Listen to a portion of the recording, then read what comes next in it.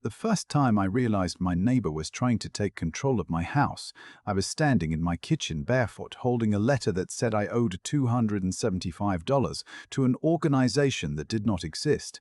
Not a company I had hired, not a service I had agreed to, not some city fee I had missed, but a neighborhood association, supposedly representing our little dead-end street in Maple Hollow, North Carolina. And the strangest part was not even the money.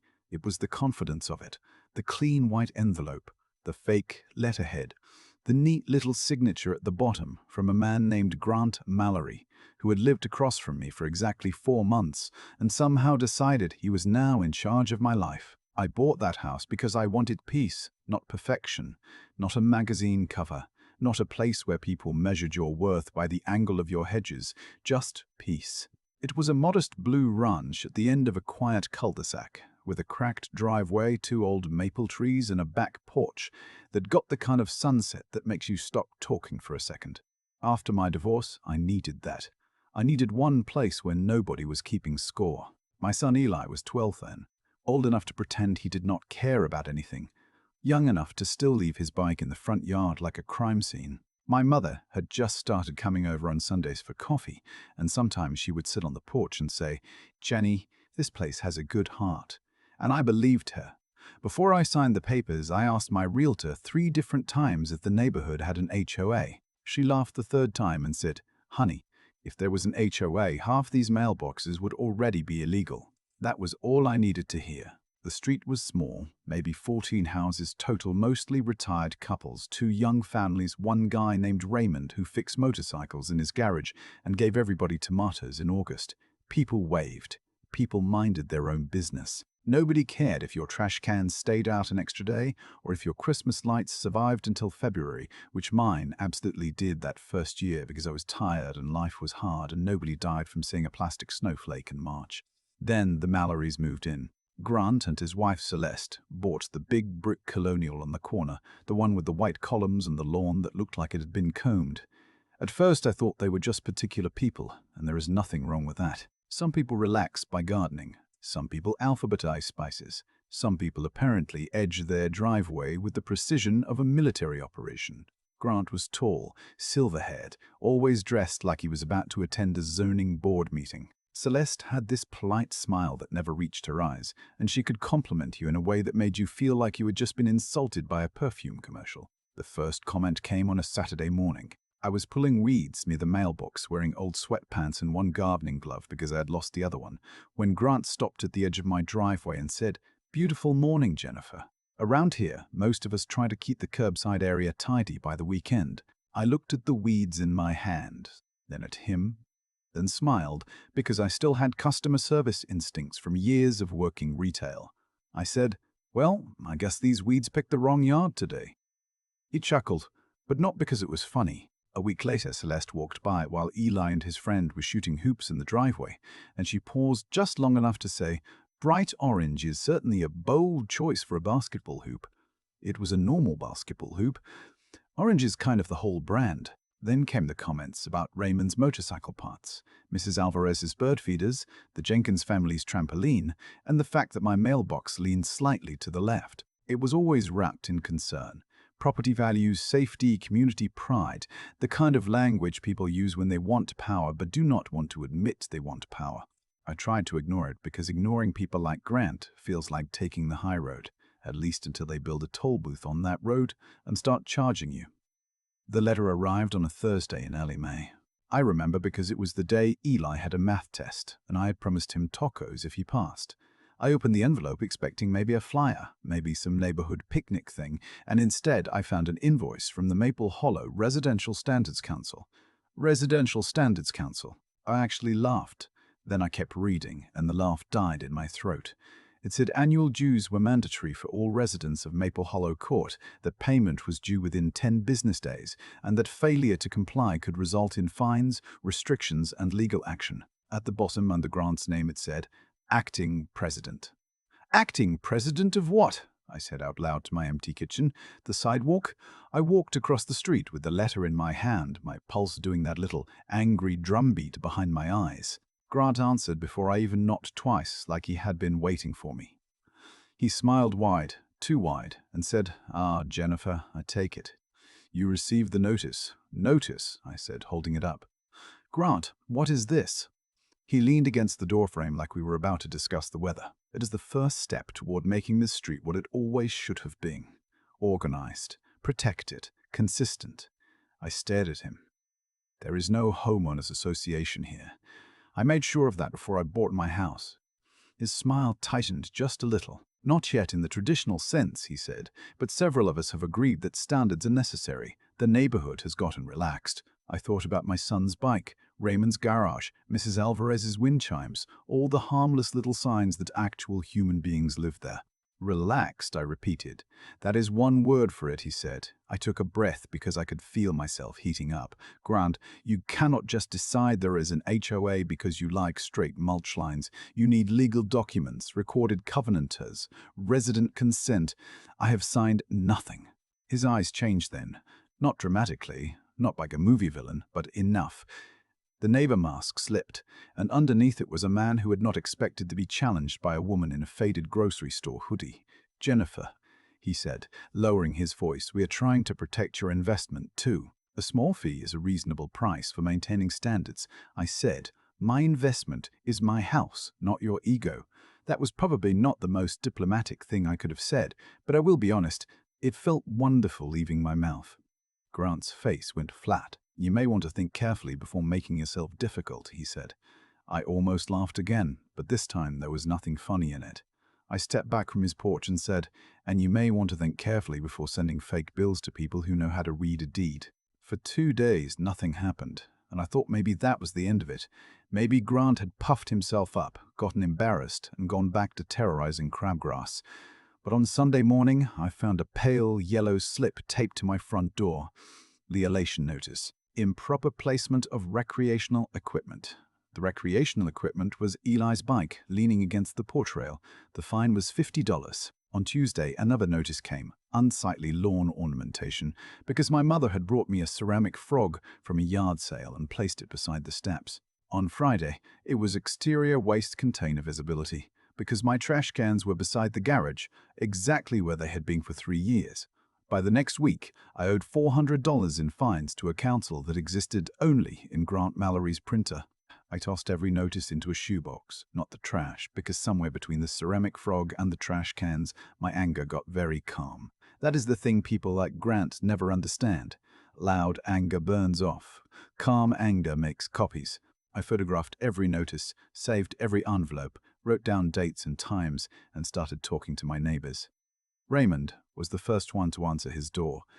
He looked at the notice I handed him and said, "Oh, he got you too, huh?" Then he showed me his own fine, $200 for visible automotive materials. Mrs. Alvarez had been cited for excessive bird activity. The Jenkins family got one for trampoline exposure, which sounded less like a violation and more like a medical condition. We all stood in Raymond's driveway that evening, passing papers around like evidence in a small-town trial, and for the first time since the Mallorys moved in, everybody stopped pretending this was just awkward neighbor behavior. This was organized. This was harassment wearing a necktie. And right when I thought the whole thing could not get more ridiculous, Celeste Mallory walked past with her little white dog, looked at our group, smiled that cold blast smile of hers, and said, "It is always disappointing when people resist improvement." Raymond muttered, "Lady, your dog is wearing a sweater in May." I should have laughed. Instead, I looked at Celeste, then at Grant's house behind her. All perfect shutters and sharp hedges and fake authority, and I felt something settle in me. They did not just want a pretty street. They wanted obedience, and they had picked the wrong cul-de-sac to ask for it. The next morning I woke up before my alarm, which is never a good sign, because there is a certain kind of stress that does not let you sleep. It just sits beside the bed like a creepy little roommate and waits for your eyes to open. I made coffee, opened my laptop, and started reading everything I could find about neighborhood covenanters, property restrictions, fake associations, nuisance claims, liens, all of it. I was not a lawyer. I was a billing coordinator for a dental supply company, which meant my entire professional life was built around finding numbers that did not match. So when I say I went down a rabbit hole, I mean I went down there with a flashlight and snacks. By noon, I had my deed, my closing documents, the title report, the county records, and every scrap of paper Grant had sent me laid out on the dining room table. Eli wandered in, looked at the piles, and said, "Are we being audited?" I said, "No, honey, we are being annoyed by a man with a printer." He nodded like that made perfect sense, went back to his cereal. What I learned was simple enough that even Grant could have understood it if his need to control people had not been blocking the signal. Our street had no recorded covenanters, no HOA, no residential board, no mandatory dues, no authority for one neighbor to fine another for a bicycle, a frog, a trash can, a trampoline, or birds having the nerve to exist in the sky. The only rules that mattered were city ordinances, and none of us were violating those. I called a local attorney named Marla Price, a woman recommended by Mrs. Alvarez, who described her as sweet until paperwork starts lying.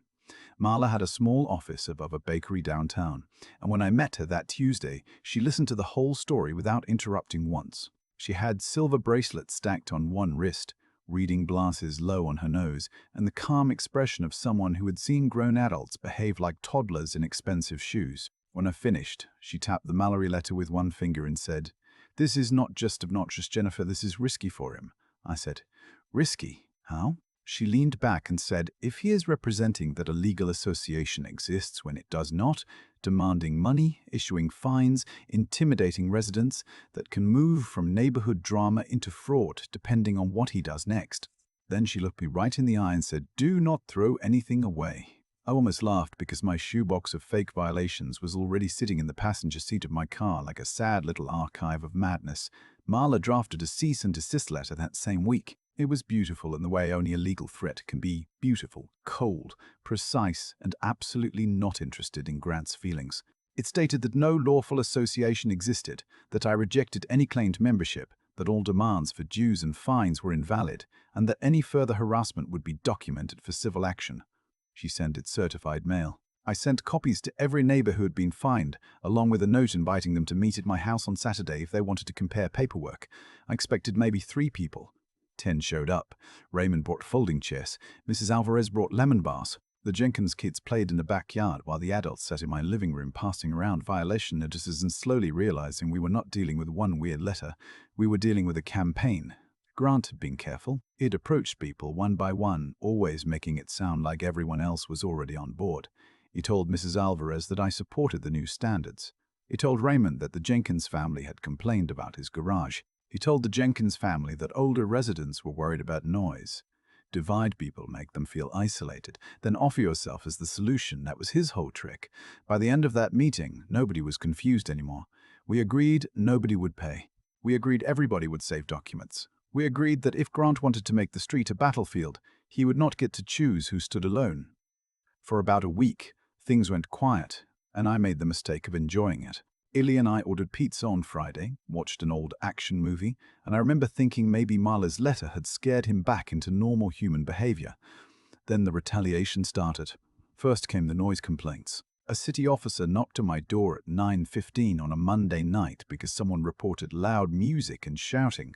I was in pajamas, Eli was asleep, and the loudest thing in the house was the dishwasher.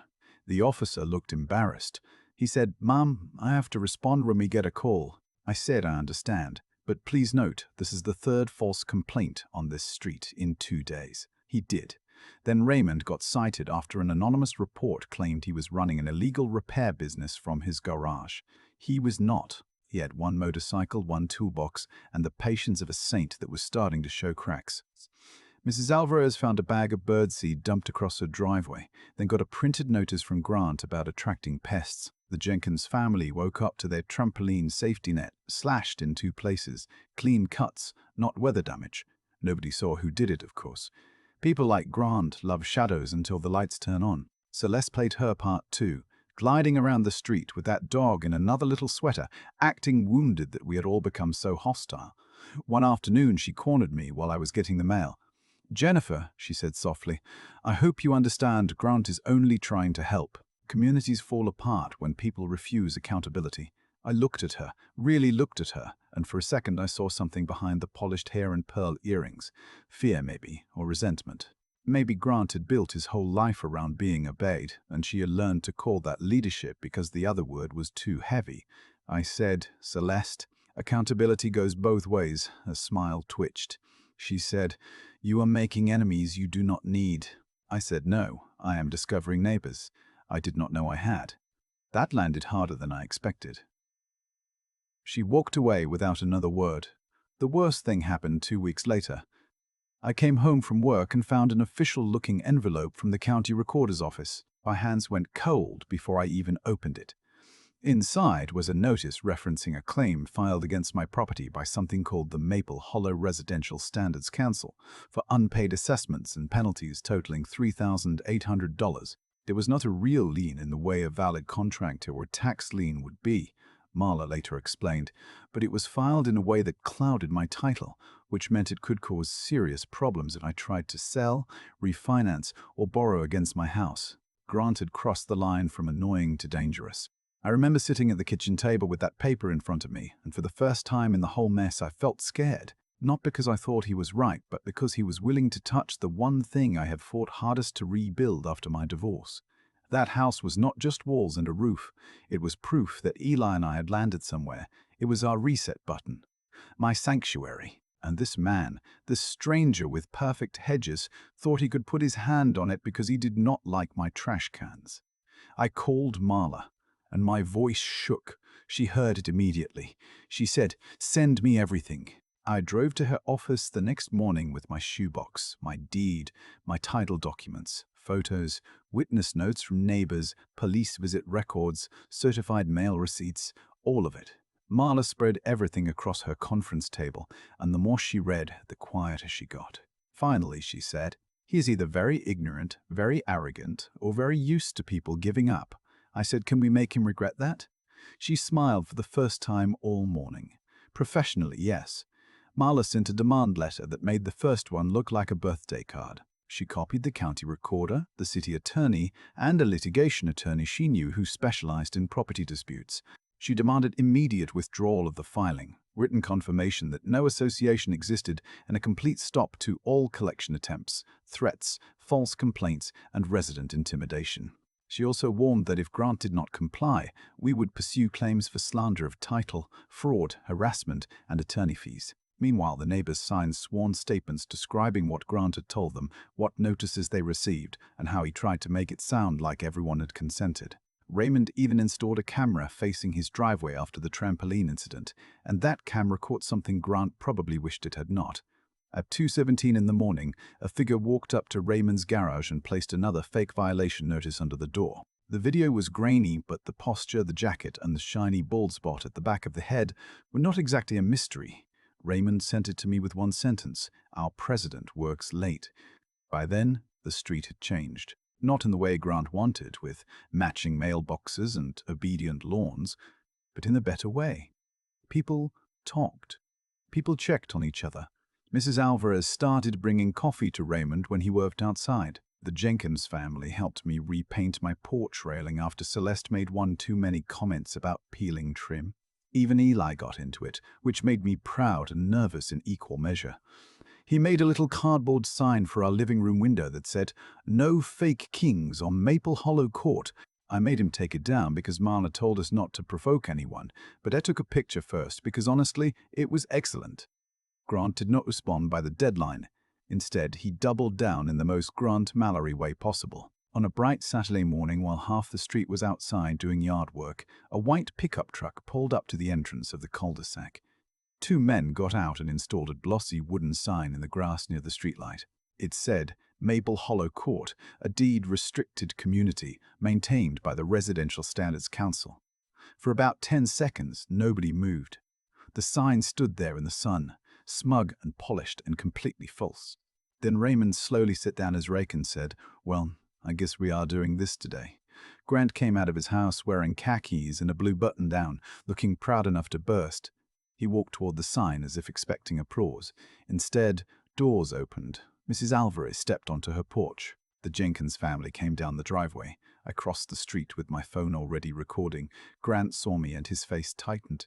"Jennifer," he said, "I would advise you not to interfere with community property." I said, "Community property, Grant? That patch of grass belongs to the city." He lifted his chin. "The sign reflects the standards this neighborhood has chosen." Raymond laughed once, loud and humorless. "Chosen by who? Your printer."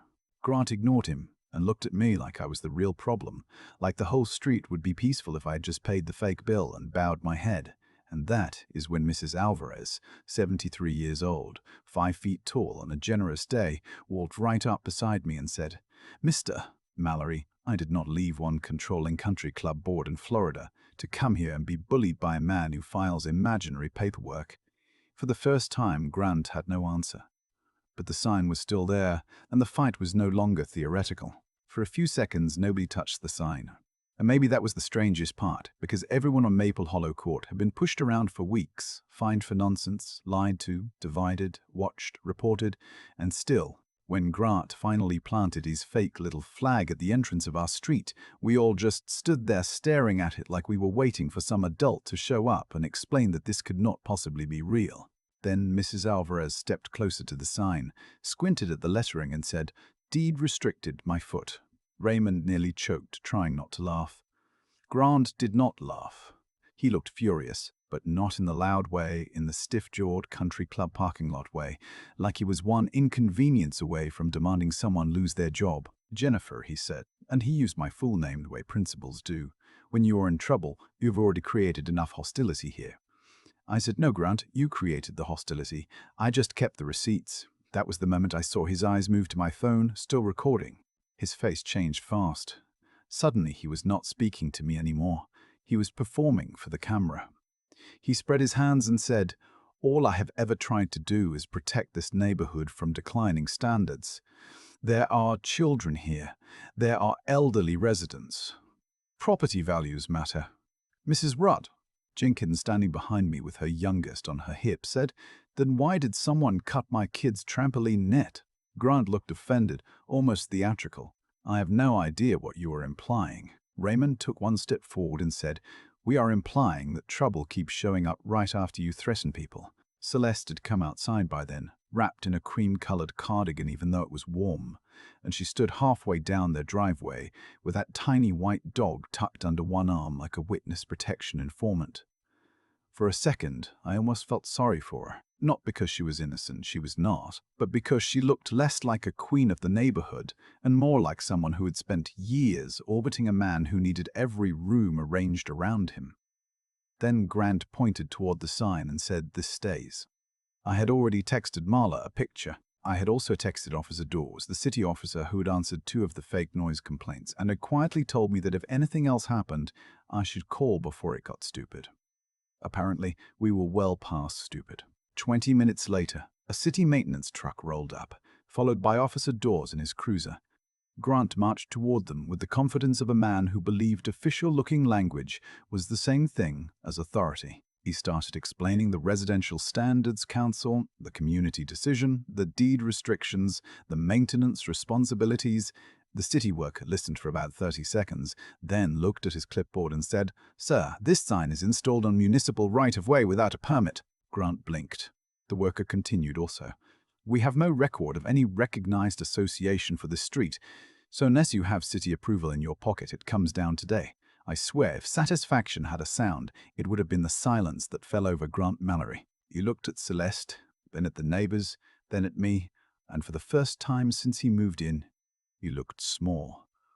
Not humble, not sorry, just smaller. The workers pulled the sign out of the ground in less than 2 minutes. All that polished wood, all that fake authority came up with a wet sucking sound from the dirt, and Raymond whispered, "There goes the monarchy." I should not have smiled, but I did.